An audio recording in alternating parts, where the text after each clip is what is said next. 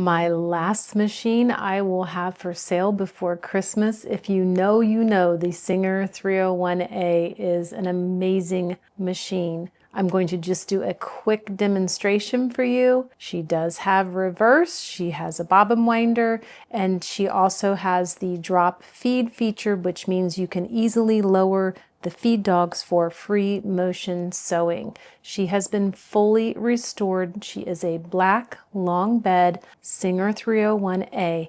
Let's look at how she stitches. Now, I just love that once the tension is set on these 301s, you pretty much do not have to mess with them, even if you change the thickness of the fabric you're sewing with. But she goes 6 stitches an inch all the way up to 30. So very fine stitches. Let's take a look.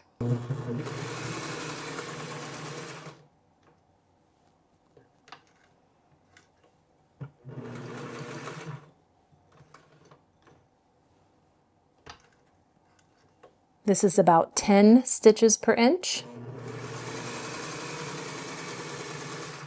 And finally, we'll do one of the really fine stitches, probably around 20.